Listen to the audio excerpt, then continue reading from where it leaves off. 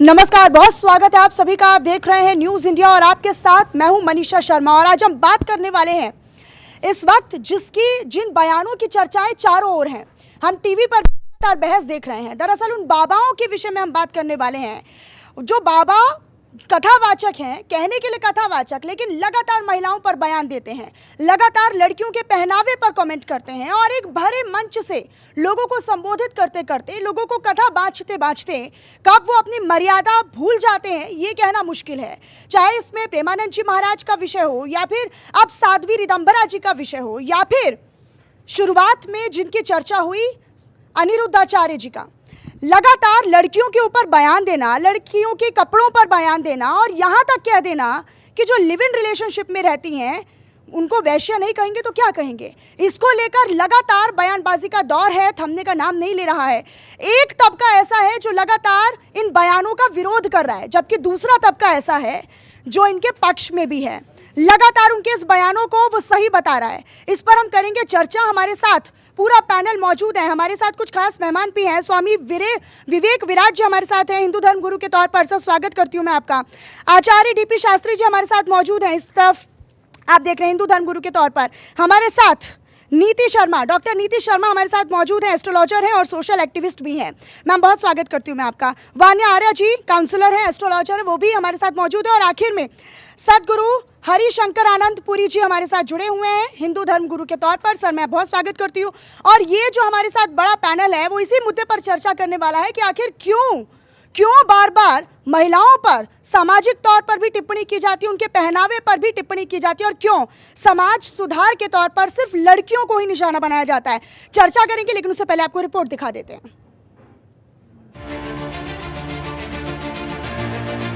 ऐसे ही जब 4 लड़कियों से व्यभिचार करता है तो वो अपनी पत्नी से संतुष्ट नहीं रहेगा, उसे 4 से व्यभिचार करना पड़ेगा, क्योंकि उसने आदत बना ली है।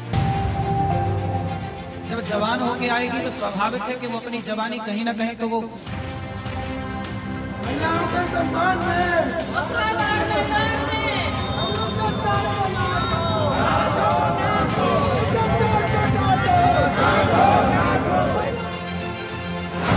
कैरेक्टर पर संतों का ज्ञान, क्या सनातन को नुकसान? महिलाओं का अपमान, कथावाचक का यही काम? महिलाओं को लेकर नजरिया, क्यों है संतों की सोच घटिया? अश्लील रील वाली जिंदगी, क्या फैला रही गंदगी? संतों की कथा सुनने के लिए क्या महिलाएं क्या पुरुष, हर कोई जमा होता है। लेकिन वही संत जब महिलाओं के मान सम्मान को तार तार करने लगे, तब उस संत समाज की मर्यादा पर सवाल उठने लगते हैं। आज कुछ ऐसा ही हो रहा है। संत प्रेमानंद जी महाराज और अनिरुद्धाचार्य जी महाराज दोनों ने महिलाओं को लेकर कुछ ऐसा कह दिया जिससे न केवल आम लोगों में बल्कि संत समाज में भी गुस्सा है। पहला मामला अनिरुद्धाचार्य महाराज का है, जिन्हें लोग पूकी बाबा के नाम से भी जानते हैं। अपने प्रवचनों के दौरान उन्होंने हजारों लोगों के सामने कुछ ऐसा कह दिया जिस पर उन्हें न केवल सफाई देनी पड़ी बल्कि माफी भी मांगनी पड़ी। अब लड़कियां लाते हैं 25 साल की, अब 25 साल की लड़की 4 जगह वो मुंह मार चुकी होती है, सब नहीं पर बहुत। और वो 25 साल की जब तक आती है तो पूरी जवान होके आती है। जब जवान होके आएगी तो स्वाभाविक है कि वो अपनी जवानी कहीं ना कहीं तो वो उसकी जवानी फिसल जाएगी या जाएगी। जैसे कि अभी एक लड़के के संग हनीमून मनाने गई, परंतु वो किसी और के साथ वो रह चुकी थी, उसके साथ चक्कर था। वो ड्रम वाला केस अभी पुराना हुआ नहीं ज्यादा। प्रवचन के दौरान अनिरुद्धाचार्य ने मर्यादा की सारी हदें लांघ दी।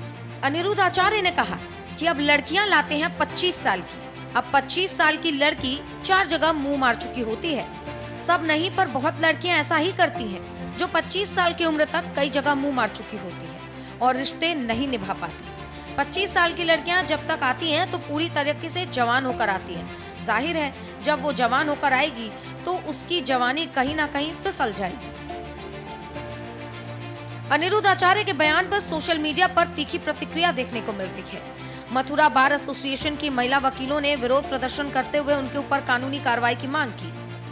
ये जो अनिरुद्धाचार्य जी है, जो कथावाचक है, उन्होंने महिलाओं को लेकर थोड़ी सी वीडियो में बोला था कि मतलब 14 वर्ष की महिलाएं उनकी जल्दी शादी कर दी जाती है और उसके बाद 25 साल तक उनकी शादी होनी चाहिए। वो कुछ वर्ड ऐसे हैं जो मैं वीडियो में नहीं बोल सकती हूँ। ये चीज़ तो बिल्कुल गलत है ना। आप भागवताचार रहे हैं या फिर महिलाओं के विरुद्ध कर रहे हो।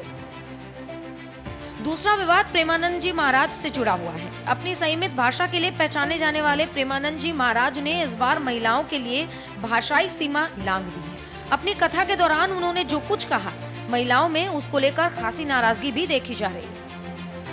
ऐसे ही जब 4 लड़कियों से व्यभिचार करता है तो वो अपनी पत्नी से संतुष्ट नहीं रहेगा, उसे 4 से व्यभिचार करना पड़ेगा, क्योंकि उसने आदत बना ली है। हमारी आदतें खराब हो रही, हमारे बच्चों की आदत। तो ये सब जो मोबाइल चल गया है, ये जो गंदी बातें चल गई हैं, अब आजकल बहू मिलना और या पति मिलना बड़ा मुश्किल है। दरअसल एक प्रवचन के दौरान प्रेमानंद जी महाराज ने कहा कि आज की लड़कियों को देखो, एक से ब्रेकअप, दूसरे से पैचअप, फिर दूसरे से ब्रेकअप, तीसरे से पैचअप। कैसे शुद्ध होगा? 4 होटल का खाना खाने की जुबान को अगर आदत लग जाए तो एक घर का खाना कैसे अच्छा लगेगा? ऐसे ही जब 4 पुरुष से मिलने की आदत पड़ गई हो तो एक पति को स्वीकार करने की हिम्मत अंदर नहीं रह जाती। इसी के साथ उन्होंने लड़कों को भी इसमें जोड़ा और प्रेमानंद महाराज ने कहा कि जो 4 लड़कियों से व्यभिचार करता है वो अपनी पत्नी से संतुष्ट नहीं रहेगा, उसे 4 जगह व्यभिचार करना ही पड़ेगा, क्योंकि वो उसकी आदत बन चुकी है, आदत खराब हो चुकी है। और अब तो मार्केट में फोन आ गया है, गंदी बातें चल गई हैं, ऐसे में अच्छा बहू या पति मिलना मुश्किल हो गया है। 100 में से 2 या 4 कन्याएं ऐसी होंगी जो पवित्र जीवन रखकर किसी पुरुष को समर्पित होती होंगी, और जो 4 लड़कों से मिल चुकी है, क्या वो सच्ची बहू बनेगी? बयानों के बाद विवाद बढ़ा तो दोनों बाबाओं ने अपने अपने बयान पर सफाई दी। अनिरुद्ध आचार्य तो वीडियो पर ही सवाल उठा रहे हैं, माफी भी तेवर के साथ मांग रहे हैं। हमारी कुछ बहनें नाराज हैं इस बात के लिए, क्योंकि उन लोगों ने आधी एक वीडियो सुनी, जिस वीडियो में कहा गया कि आजकल 25 साल की लड़की, देखो बात क्या कही जाती है कि कुछ लड़कियां कैसी होती हैं, कुछ लड़कियां ऐसी होती हैं जो लिव इन में रह करके 4 जगह मुंह मार करके और वो किसी के भी घर की बहू बन के जाएंगी, तो आप ही बताइए क्या वो रिश्ते को निभा पाएंगी? आप देखो मेरी वीडियो से कुछ शब्द हटा दिया, जब कुछ शब्द हटा दिया तो सीधी बात रह गई कि लड़कियों को बुरा कह दिया गया। उसी तरह जब कोई बात कही जाती है कि आजकल लड़कियां खराब हैं, तो कुछ लड़कियां खराब हैं, सारी कैसे खराब हो जाएंगी? जबकि प्रेमानंद जी महाराज का कहना है कि उनका मकसद महिलाओं का अपमान करना नहीं था, लेकिन अब इस फहरिस्त में एक नया नाम जुड़ गया है, वो है साध्वी ऋतंबरा का। साध्वी ऋतंबरा ने तो लड़कियों के पहनावे पर ही सवाल उठा दिया, रील बनाकर पैसा कमाने को बेहद शर्मनाक बता दिया। हिंदू स्त्रियां हे भगवान, देखकर शर्म आती है। पैसा कमाओगे तुम, नंगे होकर पैसा कमाओगे, गंदे ठुमके लगाकर, गंदे गाने गाकर। मुझे समझ नहीं आती उनके पतियों को ये स्वीकार कैसे है, उनके पिताओं को ये स्वीकार कैसे है। अब सवाल ये है कि क्या संतों को समाज के सामने ऐसे शब्दों का इस्तेमाल करना चाहिए? महिलाओं पर बाबाओं की ओर से दिए गए बयान ने एक नई बहस छेड़ दी है। क्या आस्था के नाम पर बाबा को कुछ भी बोलने की आजादी है? महिलाओं के खिलाफ कैसी भाषा का इस्तेमाल होना चाहिए? क्या इस तरीके के शब्द आध्यात्मिकता के मूल्यों के खिलाफ नहीं है? फिलहाल बाबाओं के बयान पर आधी आबादी में पूरी नाराजगी देखने को मिल रही है। न्यूज इंडिया के लिए निशांत कुमार की रिपोर्ट।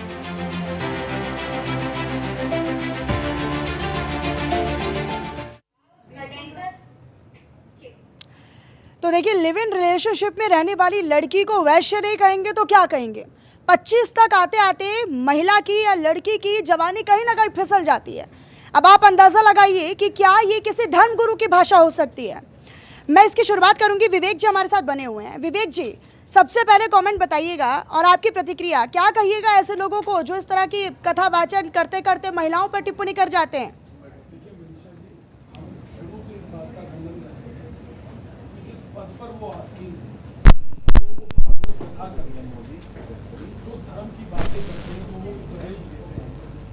वहां तक तो सही है, परंतु जो बात उन्होंने कही और जिन शब्दावली का उन्होंने प्रयोग किया वो निंदनीय है, वो घृणित है, उसका हम पूरी तरह से खंडन करते हैं।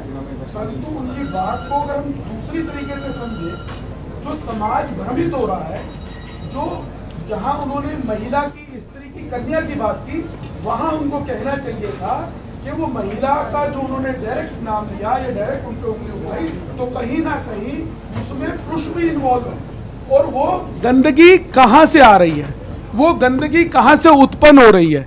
वो गंदगी उत्पन्न हो रही है पूरी की पूरी फिल्म इंडस्ट्री से, पूरी की पूरी आपके सोशल मीडिया से। उस पर अगर वो उंगली उठाते तब अगर ये बात करते, परंतु शब्दावली को ध्यान में रखते हुए हमारी मातृशक्ति का अपमान जो उन्होंने किया, हमारी बहन बुआ बेटी का अपमान उन्होंने किया, कन्या का अपमान उन्होंने किया, वो बिल्कुल निंदनीय है। मैं उनकी पूरी तरह से भर्त्सना करता हूँ जो उन्होंने ये वक्तव्य कहे, चाहे वो साध्वी जी ने कहे, साध्वी रितंबरा जी ने कि नग्न होकर महिला पैसा कमा रही है, तो जो नग्न होकर महिला पैसा कमा रही है उसको देख कौन रहा है? उसको देख रहा है समाज। उसको देख कौन रहा है? उसको पूरे के पूरे समाज में रहने वाले व्यक्ति, और उसमें सबसे अधिक कौन है? पुरुष लोग हैं। तो वो जो निंदनीय कार्य है, जो शब्दावली है, वो शब्दावली का प्रयोग सोच समझ के करना चाहिए था।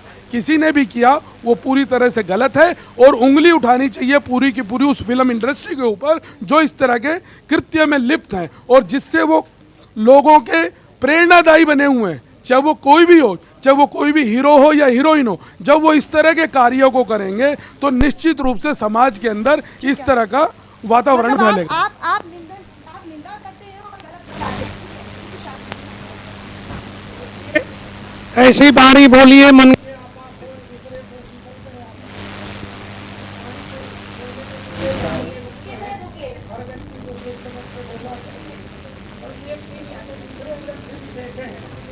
भारत की संस्कृति में सनातन का जो स्थान है, एक दो व्यक्ति के कहने के कारण पूरे संस्कृति सनातन समुदाय जो लोग हैं सबको एक साथ हम नहीं कुछ कह सकते हैं। हाँ, इन लोग के लिए देखिए, हमारे जो युवा शक्ति है, हमारी बेटियां बहनें माताएं चाहे पुरुष वर्ग है, प्रेमानंद जी ने दोनों वर्ग को बोला, दोनों वर्ग को वहाँ पर उल्लेख उन्होंने किया है। बोले कि अच्छे बहू के लिए, अच्छे बेटे के लिए हर वर्ग को उसमें अपने आप को सावधानी रखना है, संस्कृति बचाना है, अपने आप को संसार में बचा के भी रखना है। उस तथ्य को आप समझिए। दूसरी चीज लेकिन समाज को बचाना या समाज को सभ्यता के मार्गदर्शन पे ले जाना सिर्फ लड़कियों का काम है क्या? नहीं, उन्होंने पुरुष का भी बोला है। हमारे यहाँ राधा है तब भगवान कृष्ण है, सीता है तब राम है, शक्ति है तब शिव है। हमारे यहाँ नारी के सबसे पहले पूजन किया गया है। हम कन्या पूजन करते हैं, यहाँ तक चीज सब माने पेड़ पौधे औषधि सबके हम लोग पूजन सनातन में करते हैं। यत्र पूजनते नारी, जिस घर में नारी का मान सम्मान है, बहू बेटी का इज्जत है, वहाँ देवता बिना बुलाए रमण करते हैं। अरे लेकिन फिर सवाल उन्हीं पर है ना कि फिर वो भूल जाते हैं कि माताएं बहनें उनके घरों में भी हैं। उसके लिए हम उस चीज को बिल्कुल निंदित करते हैं। जी बोलिए। देखिए, मुझे ऐसा लगता है कि यहाँ पर जो इन्होंने बोला है, सबसे पहले जो चॉइस ऑफ वर्ड्स है, जो वोकैबुलरी है, वो बहुत ज़्यादा गलत है। जिन संतों को हम एक रोल मॉडल की तरह देखते हैं, जिनको इतने दुनिया भर के लोग फॉलो करते हैं, अगर वो इस तरह के वर्ड्स जो हैं यूज़ करेंगे तो ये क्या असर पड़ेगा। दूसरी बात, इन्होंने ये जो करा है ये बहुत ही जेनरिक स्टेटमेंट्स हैं। सारे एक जैसे कैसे हो सकते हैं? आपने एक बहुत ही जनरलाइज कमेंट दिया। आज फीमेल्स कहाँ नहीं जा रही हैं? कौन सी इंडस्ट्री में आपको फीमेल्स नहीं मिलेंगी? चाहे वो आपकी एयरलाइन इंडस्ट्री हो, पॉलिटिक्स हो, कॉर्पोरेट्स हो, इतनी सीनियर पोजीशंस पे फीमेल्स हैं। आप कैसे किसी का कैरेक्टर एसिसिनेशन कर सकते हैं? और जस्ट उनके कपड़ों पर, ये ज़रूरी तो नहीं है कि जो छोटे कपड़े पहन रहे हैं क्या वो पढ़े लिखे नहीं है या फिर उनका कैरेक्टर खराब ही है। एक घूंघट वाली लड़की भी हो सकता है वो अपने घर में अपनी फैमिली की उस लेवल पर रिस्पेक्ट नहीं करती हो। रही बात प्रेमानंद जी की, उन्होंने जनरलाइज्ड बोला है, उन्होंने मेल्स को भी टारगेट करा और फीमेल्स को भी टारगेट करा है। पर एक और मेरा सवाल है जी, जब आप हिंदू लड़कियों का जिक्र करते हैं तब आप ये मंच से, आप अगर हिंदू धर्म का प्रचार करने वाले हैं, आप मंच से कथा बांटते हैं, तब आप हिंदू लड़कियों को मेंशन करके आप क्या दूसरों को मौका नहीं दे रहे हैं? आप सनातन की छवि को एक असामाजिक तौर पर प्रतीत नहीं कर रहे हैं समाज में। देखिए, इस तरह की नेगेटिव कमेंट्स करने का कोई यूज़ नहीं। मुझे लगता है अननेसेसरी कुछ लोग रील्स के थ्रू अपने आप को वायरल करना चाहते हैं। अगर आप इतने बड़े बड़े संत हैं तो इस चक्कर में और संत भी साथ में बदनाम होते हैं जो अच्छे हैं। 3-4 ऐसी स्टेटमेंट्स के उससे पूरा संत समाज जो होता है उन पर एक ये स्टिग्मा आ जाता है, उन पर एक ये टैबू आ जाता है। रही बात रील्स बनाने की, इसके लिए कौन रिस्पॉन्सिबल है? मुझे लगता है कि इसके लिए भी हम सब ही रिस्पॉन्सिबल है, हमारा सोशल मीडिया ही रिस्पॉन्सिबल है। इस सोशल मीडिया को हम लोग ही देखते हैं, इनको हम लोग ही लाइक करते हैं, हम लोग ही व्यूज करते हैं। तो हम लोग सारी चीजें जनरलाइज नहीं कर सकते जस्ट बिकॉज कुछ जनरेशन जो है वो कुछ मास जो है अगर वो उस तरह की रील्स बना रहा है, बट इट डजंट मीन कि सारी गर्ल्स ही खराब है, सारे गर्ल्स का कैरेक्टर ही, और हिंदू लड़कियां क्यों टारगेट हो रही हैं? आप सबके लिए जनरलाइज स्टेटमेंट दीजिए ना। आप हर चीज पे घूम फिर के आके गर्ल्स को ही क्यों टारगेट कर रहे हैं? आप इस तरह के बयान क्यों दे रहे हैं जिससे आप खुद कंट्रोवर्सी में आएंगे? तो ये गलत है। ठीक है डॉक्टर नीति क्या कहेंगे? देखिए, चाहे कोई व्यास गद्दी पे बैठे हों, हमारे संत हों, हमारे लिए वो जीवन का मार्ग प्रशस्त करते हैं। वो तपस्या की भूमि है, तपस्या का स्थान है, वो उत्तरदायित्व का स्थान है, समाज में एक प्रकार की समानता का भाव देने की प्रेरणा देने वाला स्थान है।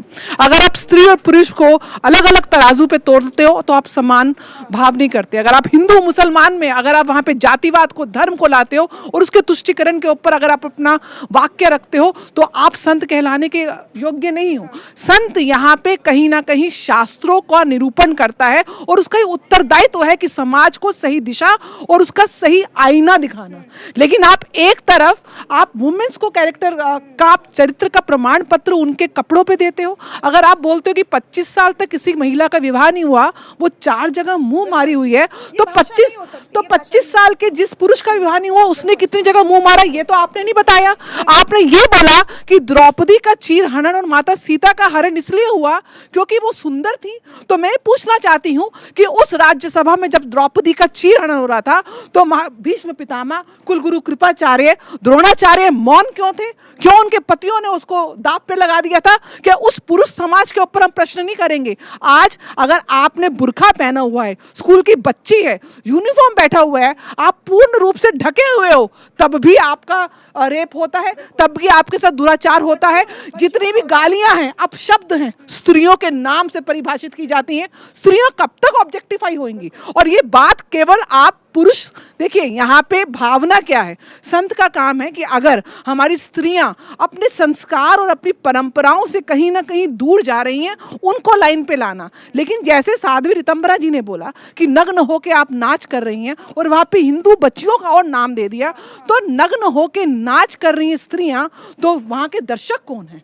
आप कंटेंट, और ये कंटेंट मैं इस पे कहीं से इस विच्छेद नहीं कर रही हूँ, चाहे हमारे OTT प्लेटफॉर्म्स हो, चाहे मीडिया हो, लेकिन संत की जो गद्दी है वो तब की गद्दी है, तमाशे की नहीं है।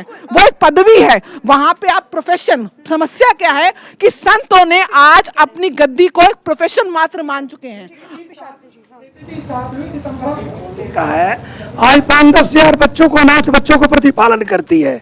वो माता पिता के दोनों को अपना रोल अदा करती है। मैं उनका चरित्र असैसिनेशन नहीं कर रही। कहने का ये मतलब है साध्वी जी का, नहीं मतलब कि शब्दों का चयन, आज जो पीढ़ी है कलिकाल के, कलिकाल उठा संतों को शब्दों की मर्यादा का पालन करना चाहिए कि नहीं करना चाहिए? शब्दों की मर्यादा का पालन संतों को तो सर्वोपरि करना चाहिए। मैं भी हूँ और माता मैं भी माँ हूँ, मैं भी बेटी हूँ। मैं ये कहना चाह रही हूँ कि मेरे जैसी और बेटियों को आप उनके वस्त्रों के ऊपर चरित्र प्रमाण पत्र नहीं दे सकते हैं।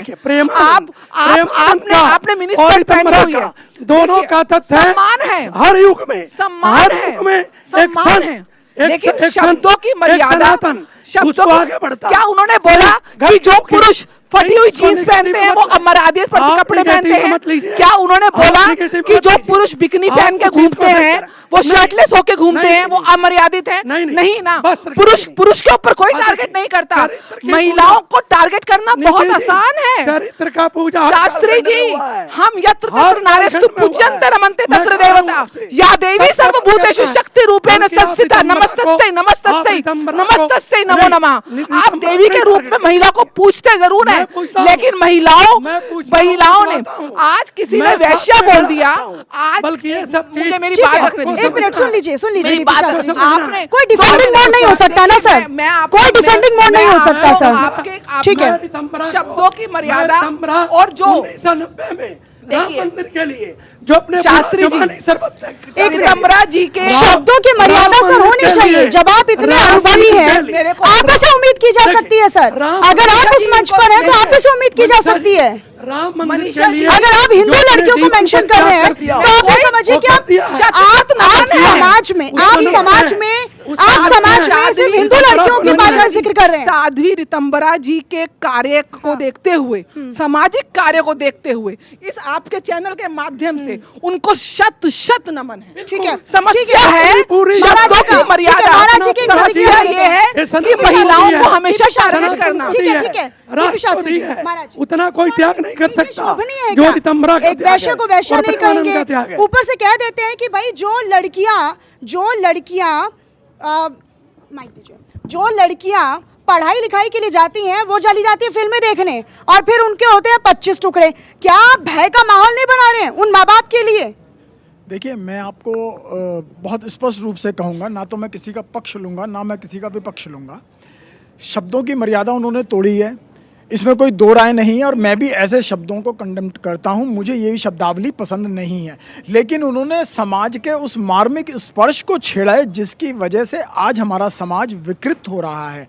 इसमें महिला और पुरुष अलग अलग का सवाल नहीं है, दोनों का सवाल है इस वक्त। और इसमें मैं तो एक ही बात कहूँगा, हमारी सनातन संस्कृति का जो पतन हो रहा है ना, कुछ इस तरीके के कथावाचकों के शब्दावली के द्वारा हो रहा है जो समाज को छिन्न भिन्न और बखेर रही है। आज हमारी आधी आबादी के लिए इन्होंने ये तो कह दिया, लेकिन हमने भी क्या करा है, समाज ने भी उस आधा गिलास खाली देखा है। ये नेगेटिविटी है, आधा गिलास भरा भी तो देखना, इसमें कहाँ है को भी तो देखिए ना। देखिए, आज अनिरुद्धाचार्य के द्वारा जो कार्य किए जा रहे हैं, जिस तरीके का वो गोरक्षण करते हैं, जिस वाणी पर संयम भी तो होना चाहिए। मैं इस बात को मानता हूं, होना चाहिए। अब होता क्या है कि व्यक्ति विशेष अपने पद पे बैठे हुए कई बार उसका दुरुपयोग भी कर लेता है। अब होते होते क्या है कि मैं तो सब कुछ सही कह रहा हूं, लेकिन अपनी वाणी से वो फिसल गए। अब वाणी से फिसले और उन्होंने इस तरीके की अभद्र भाषा का इस्तेमाल कर दिया। मैं पसंद नहीं करता, लेकिन उन्होंने एक मार्मिक स्पर्श को छेड़ा है आम भाषा के अंदर, और ये आम भाषा व्यासपीठ पे बैठ के नहीं इस्तेमाल की जाती है, ये गलत है। आप आम तौर पे जब फेस टू फेस किसी से हो तब आप इस भाषा का इस्तेमाल कीजिए ना। कौन आपको मना करता है? अपने बंद कमरे में कहिए ना, बुला के लोगों को, आपको प्रवचन दीजिए ना आप। लेकिन देखें, आप अगर संत हैं, आप अगर धर्म गुरु हैं, अगर आप धर्म का प्रचार कर रहे हैं, ठीक है, कथावाचक हैं, आप धर्म का प्रचार तो कह सकते हैं, उनको धर्म का प्रचारक कह सकते हैं आप उनको मंच से। लेकिन धर्म कौन सा ये धर्म है जो ये आपको अलाउड करता है? बिल्कुल, ये कौन सा धर्म है जो ये सिखाता है कि इस तरह के शब्दों का चयन, और वो भी अगर एक कथावाचक जिसको इतनी महिलाएं ऑलरेडी फॉलो कर रही हैं, वो इतने एब्रप्ट वर्ड्स अगर फीमेल्स के लिए यूज कर रहा है, उल्टा उनको तो समझाना चाहिए। आप समाज को मार्गदर्शन कर रहे हैं, आप खुद अगर इस तरह के वर्ड्स यूज करेंगे तो लोग आपसे क्या सीखेंगे? आप समाज को अच्छा कर रहे हैं या अपने आप को जानबूझ के कंट्रोवर्सी में लाना चाहते हैं? ये सब चीजें बोल के ताकि और नेगेटिविटी फैले। एक देखिए, जैसे हम आईना देखते हैं कि हम दिख कैसे रहे हैं, आईना हमारे चेहरे को परिभाषित करता है, ऐसे ही वाणी आपके विचारों को परिभाषित करती है। जब आपका इतनी बड़ी फैन फॉलोइंग है, आप उस गद्दी से धर्म का प्रचार कर रहे हैं, तो आपका उत्तरदायित्व और बढ़ जाता है। आप कैसे बोल सकते हैं कि बंद कमरे में आप किसी से कुछ भी बात कर सकते हैं? मैं निशिलानंद आप व्यक्तिगत तौर पर भी नहीं, आम भाषा भी, जब आप आम भाषा का इस्तेमाल करते हैं तो आप मंच से ना करें, व्यासपीठ से ना करें। जब आप अपने शिष्यों के संग बैठे तब आप वहां पे करें। प्रेमानंद जी ने आपके अंदर तो मैं तो कहती हूं, मेरी बात पूरी होने दीजिए। वाणी को साधे प्रेमानंद जी ने कितने सभ्य और कितने सौम्य तरीके से शिष्यों को कहा है। मैं ऐसा कहना और सुनवाना पसंद करता हूं, लेकिन अनिरुद्धाचार्य का मैं विरोध करता हूं इस बात का कि उन्होंने जो भाषा शैली इस्तेमाल करी वो रॉन्ग है और गलत है। वाणी को बिना और ये चर्चा लगातार हो रही है। ब्रेक का वक्त हो चला है, ब्रेक के बाद फौरन हाजिर होंगे।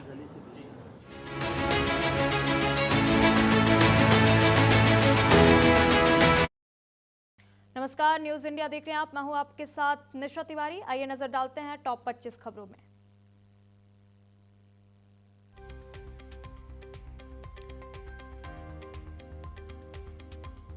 बीजेपी ने आज लखनऊ में बुलाई बड़ी बैठक। सीएम योगी आदित्यनाथ बैठक में होंगे शामिल। प्रदेश अध्यक्ष भूपेंद्र चौधरी संगठन महामंत्री रहेंगे मौजूद।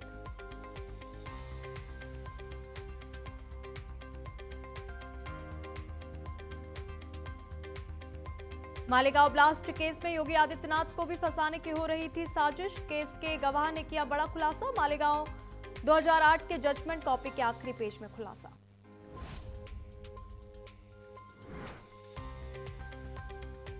आज दिल्ली में होगा 44वां व्यापारी सम्मेलन। सम्मेलन का आयोजन आकाशवाणी भवन में किया जाएगा। मुख्यमंत्री रेखा गुप्ता करेंगी सम्मेलन का उद्घाटन।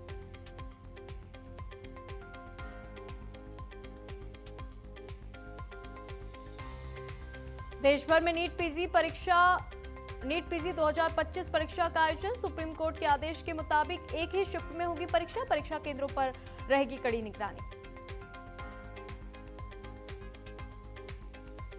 यूक्रेन के राष्ट्रपति जेलेंस्की का बड़ा ऐलान। रूसी जमीन पर यूक्रेन का लॉन्ग रेंज स्पेशल ऑपरेशन रहेगा जारी। रूस को मिलेगा हर हमले का जवाब।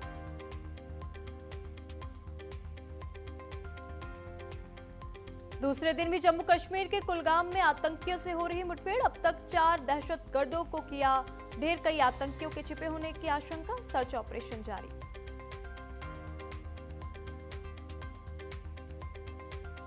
अमरनाथ यात्रा एक हफ्ते पहले बंद। भारी बारिश के कारण यात्रा पर रोक। बालटाल और पहलगाम के दोनों रास्ते खराब।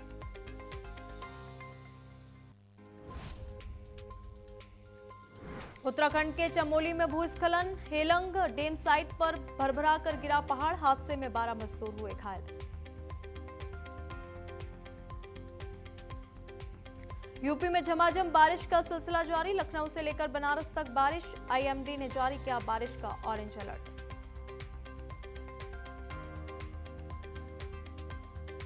यूपी में बाढ़ राहत के लिए 11 टीमों का गठन। सीएम योगी आदित्यनाथ ने 11 टीमों का किया गठन। 12 बाढ़ प्रभावित जिलों में 11 प्रभारी मंत्री तैनात।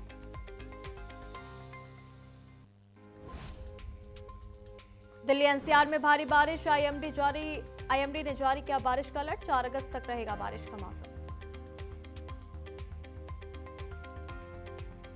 हिमाचल प्रदेश में भीषण बारिश का अलर्ट। मौसम विभाग ने जारी की चेतावनी। आज से अगले 3 दिनों तक येलो अलर्ट।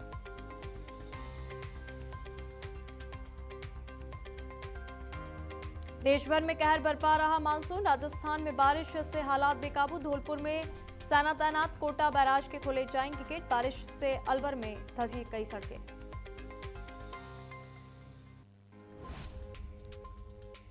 बनारस में बढ़ा गंगा नदी का जलस्तर। लगातार बारिश से बढ़ा जलस्तर।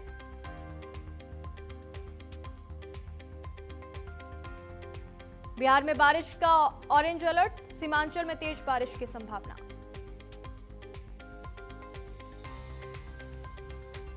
प्रयागराज में गंगा और यमुना नदी का जलस्तर लगातार बढ़ रहा। जलस्तर बढ़ने से निचले इलाकों में पानी घुसा। उत्तराखंड में आईएमडी ने जारी किया अलर्ट। पौड़ी गढ़वाल रुद्रप्रयाग में भारी बारिश का अलर्ट।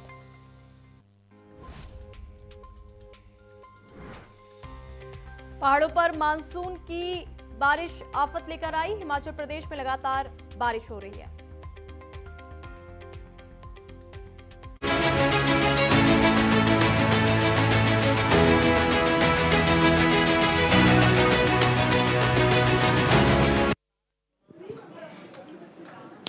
तो देखिए न्यूज़ इंडिया आज इसी पर बहस कर रहा है और लगातार हमारे साथ पैनलिस्ट मौजूद है। लगातार कुछ खास मेहमान न्यूज़ रूम में आज हमारे साथ मौजूद है और लगातार उन बाबाओं के बयानों पर हम चर्चा कर रहे हैं जिसका विरोध भी हो रहा है तो कुछ लोग इसका पक्ष भी ले रहे हैं। ब्रेक पर जाने से पहले नीति जी आप कुछ कहें। देखिए मैं यही बोल रही हूँ कि स्त्री का कैरेक्टर असैसिनेशन करना बहुत ही आदिकाल से है। लेकिन मेरा एक मानना है, मैं स्त्री हूँ और अगर कोई पुरुष कोई पति अपनी पत्नी को अपनी आराधनी को जो उनके जो हम जिस भगवान की हम पूजा करते हैं, जिस शिव की हम पूजा करते हैं, जो दोनों ही एनर्जीज को लेके हुए हैं, अगर उसको पूर्ण प्रेम और समर्पण देता है तो मैं लिख के दे सकती हूँ ऐसी कोई स्त्री नहीं है अगर उसको पुरुष का सच्चा प्रेम मिले वो कहीं और देख भी जाए। ये स्त्रियों का मूल चरित्र है। मतलब आप ये कह रही कि संतों को फिर उन पुरुषों के बारे में भी बोलना चाहिए जो ये मजबूर करते हैं। निश्चय रूप से प्रेम का आधार है रिश्ता। प्रेम को किस प्रकार से आज के काल में ये ये विडंबना है कि प्रेम एक मटेरियलिस्टिक चीज हो चुका है। कहीं शारीरिक सुख है, कहीं मानसिक सुख है, कहीं इमोशनल आपका सेटबैक लगा है तो आप देखते हो, कहीं फाइनेंशियल रिक्वायरमेंट है।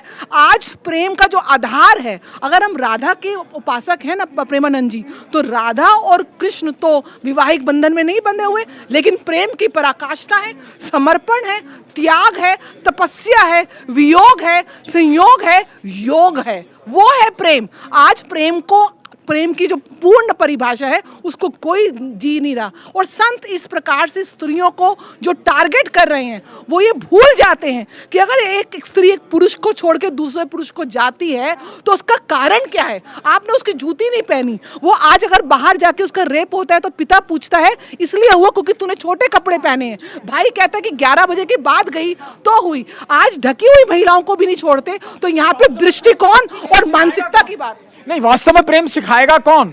प्रेम का मतलब है क्या? पहले हमें इस बात को समझना होगा। सबसे पहले हमें खुद से प्रेम करना आना चाहिए, तब हम सामने वाले से प्रेम की भाषा बोल सकेंगे, कह सकेंगे। प्रेम का सबसे अच्छा सर्वोच्च उदाहरण भगवान श्री कृष्ण है, जिन्होंने इसको समाज में स्थापित करते हुए समाज को वो दिया जो। यही तो विडंबना है ना सर, यही तो विडंबना है महाराज जी कि ये ठीक है, आप यहाँ पर बैठकर ज्ञान देंगे, लेकिन जिनका दायित्व बनता है वो तो ये नहीं मानते ना सर। आप यहाँ पर बैठ के प्यारी प्यारी बातें कर लेंगे, ज्ञान भरी बातें करेंगे, लेकिन जिनका दायित्व बनता है कि जो समाज के आगे सनातन की एक सकारात्मक तस्वीर पेश करे, वो क्या कर रहे हैं? नहीं, मैं ये बात कहता हूँ कि संत वो जो शादीशुदा हो और उसके बाद उसने समाज को त्यागा नहीं हो, उन्हें समाज को अपनाया हो और गृहस्थ जीवन को त्यागते हुए सन्यास के मार्ग पे चल रहा हो, वही व्यक्ति वास्तव में प्रेम क्या है, वही व्यक्ति वास्तव में समाज क्या है, वही व्यक्ति आप कह रहे हैं वो जानता है गृहस्थ जीवन को त्यागते हुए। तो मैं उस संत की जो संत की भार्या हैं उनको आप बात रखने, आप बोल लीजिए। यही सम्मान तो आप देना नहीं जान रहे हैं महिलाओं को। मैं आपके बीच में नहीं बोली, आप सुनिए, आप इनको नहीं बताइए। अनिरुद्ध ने संन्यास लिया नहीं है, वो गृहस्थ में रहते हुए ऐसी बात कहता है, इसलिए उसकी मर्यादा, भाषा की मर्यादा उसकी टूटती है। जो व्यक्ति गृहस्थ को त्यागने के बाद संत बना है, जिसने ज्ञान अर्जित किया है, वो व्यक्ति कभी भी व्यासपीठ पे बैठा हुआ अपनी जबान को फिसलता हुआ समाज नहीं देखेगा। प्रेमानंद जी ने सबसे अच्छे शब्द कहे, लेकिन सौम्य शब्दों में उन्होंने किसी बात। मनीषा जी, आज धर्म से बड़ी अफीम है ही नहीं, धर्म से बड़ा व्यवसाय नहीं है। धर्म के नाम पर व्यवसाय करना, ये दुकानें खुल चुकी हैं, ये सत्य है। कभी रील के माध्यम से मैं पूर्ण रूप से ये कह रही हूँ कि धर्म को हर कोई से। ठीक है, मैं लौट। देखिए, प्रेम की भाषा एक हाथी के, श्वान के, पशु पक्षी भी जानते हैं, हम जाने तो क्या जाने। स्त्री चरित्रस्य पुरुषस्य भागम देवो न जाना कुतो मनुष्य। स्त्री का चरित्र, पुरुष का भाग्य देवता भी नहीं जान सकते, ब्रह्मा की लेखनी भी नहीं जान सकती है। ये शास्त्र मत में लिया गया है।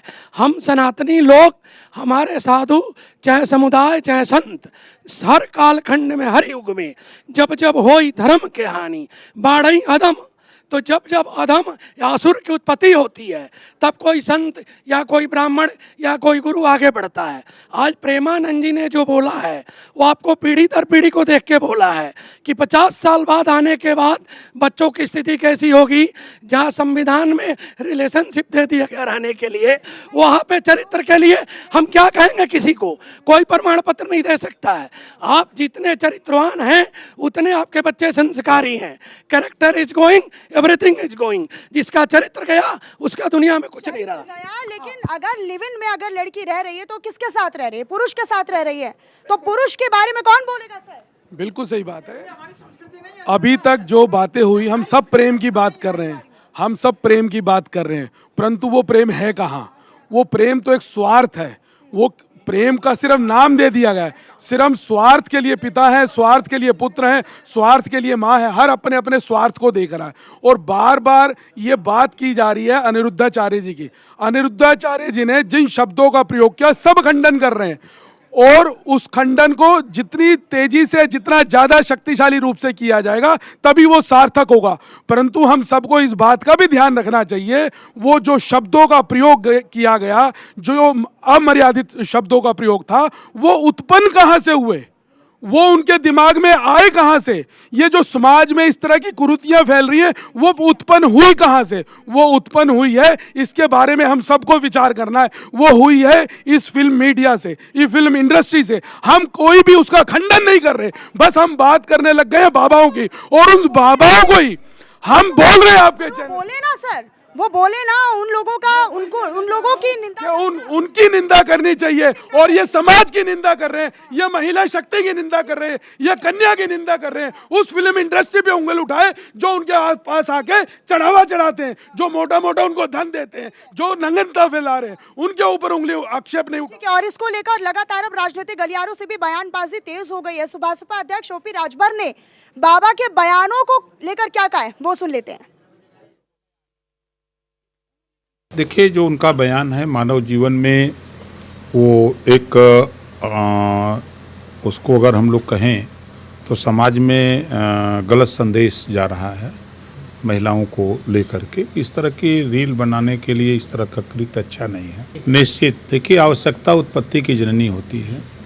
जब समाज में उसका कुप्रभाव पड़ने लगता है, समाज में जब तरह तरह की बातें होने, चर्चा होने लगती हैं, तो निश्चित है कि ध्यान सरकार का जाता है और सरकार उस पर रोक लगाने के लिए कटिबद्ध होती है। तो सुना आपने किस तरीके से ओपी राजभर ने बाबा के उस बयान का समर्थन किया है, और लगातार इसी विषय पर चर्चा की जा रही है। हमारे साथ वान्या जी भी मौजूद है। वान्या जी, ये कहा जाता है कि वैश्य को वैश्या नहीं कहेंगे तो क्या कहेंगे कलयुग में? अगर वैश्य को वैश्य कहना गलत है तो फिर उसको क्या कहेंगे? लेकिन ये तय कौन कर रहा है ये पैमाना कि वैश्या क्या है? और क्या जो वैश्य जिनको हम संबोधित करते हैं, क्या उन्होंने अपनी वो जिंदगी चुनी है? मतलब हम तो एक सामूहिक तौर पर समाज का उनको तिरस्कार कर रहे हैं उसका।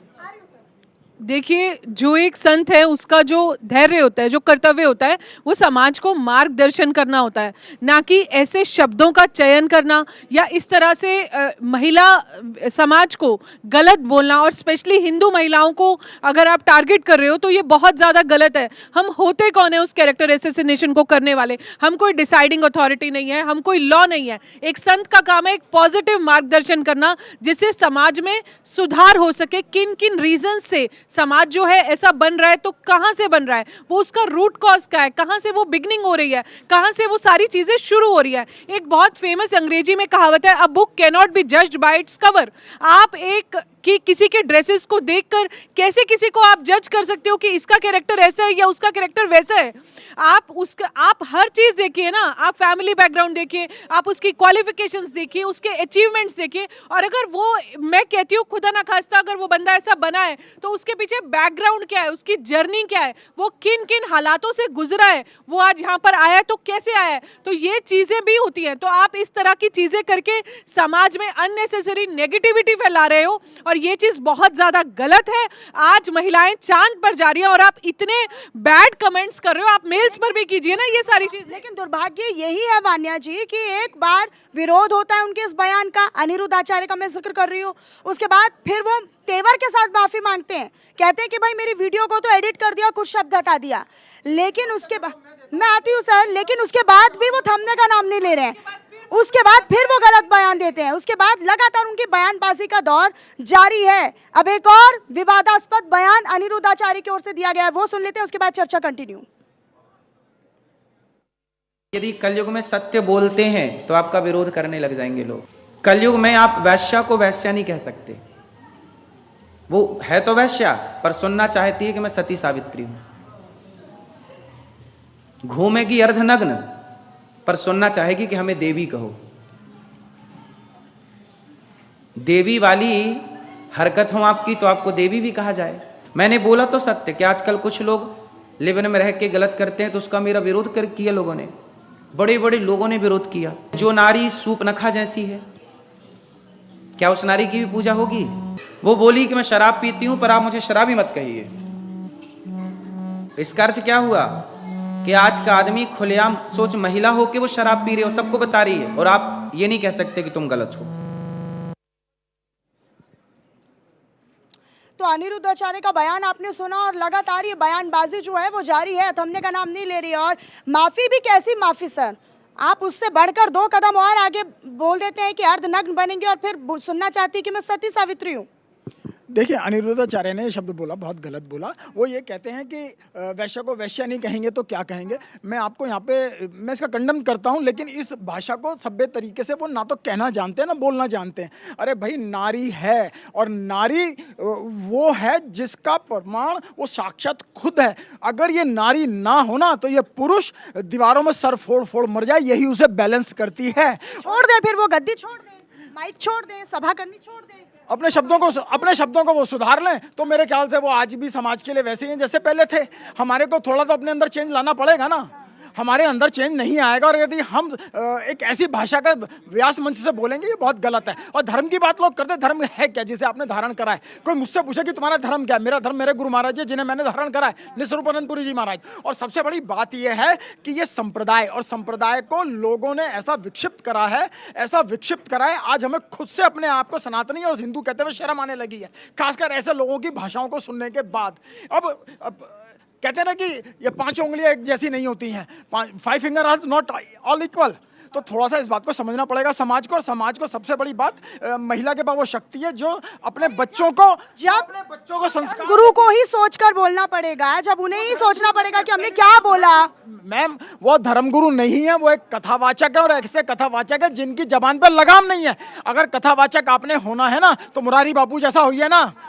क्या मुरारी बापू ने कभी आज तक ऐसा कोई छोटा शब्द बोला है क्या? सवाल यही है नीति जी। हाँ, एक बार नहीं, ये पास्ट में भी इन्होंने कई बार इस तरह की कंट्रोवर्शियल स्टेटमेंट्स दी हैं, जिससे समाज में और ज्यादा नेगेटिविटी फैली है, वो और ज्यादा पहले से लाइमलाइट में आए हैं और कंट्रोवर्सी इसमें आए हैं। तो ये अगर एक बार इंसान गलती कर सकता है, पर बार बार उस तरह की कंटिन्यूअस स्टेटमेंट्स, इससे तो ये बात और जानने के बाद के लोग ये इनसिक्योरिटी और घृणा दिखा रहे हैं महिलाओं के प्रति, ये तो इनसिक्योरिटी है क्लियर। उनका बयान है कि एक तरफ तो आप अर्धनग्न कपड़े पहनते हो और उसके बाद आप अपेक्षा करते हो कि आपको देवी के नाम से संबोधित किया जाए।